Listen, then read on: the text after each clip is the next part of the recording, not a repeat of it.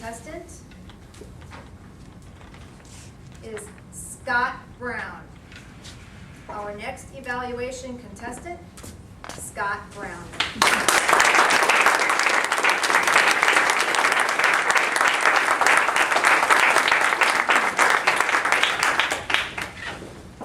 Lois, thank you so much for sharing your passion, your beliefs, and your fervor with us. No matter where you stand on the topic of immigration, you have a point of view, and you shared yours with us in a dramatic and eloquent way today, and I thank you for that. When you started your speech by quoting the saying from the Statue of Liberty, I personally had it resonate very deeply with me as my grandparents told me the story time and time again of their journey through Ellis Island when they were children. And I know what that was like for them, coming from Ireland and coming from Scotland to move here. And I understand the difficulties that so many have. And never has there been such a great divide within this country on what we do with the problem of immigration and undocumented aliens. Your story of Maria touched my heart, and it touched the hearts of everyone in here, as you could hear just a gasp within the room. You could hear nothing out there. What a great way to present that story.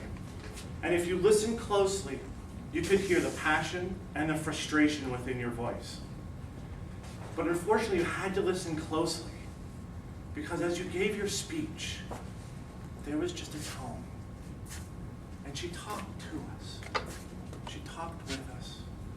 But if you weren't right here, it was hard to hear. And there were so many opportunities to become larger than life. Give us your poor. Give us your huddled masses. And if you would have been able to become that larger than life, you would have really captured even more of our attention at that time.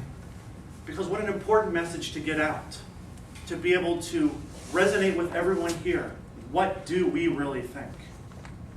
And I appreciate the fact that you really gave us your views at the end of the speech. You did a wonderful job with tying in your opening to your closing. And your opening, the way you quoted the Statue of Liberty with no notes. You told the story of Maria with no notes. You laid out a wonderfully presented speech with no notes. Was a great example of how a passionate presentation can be delivered.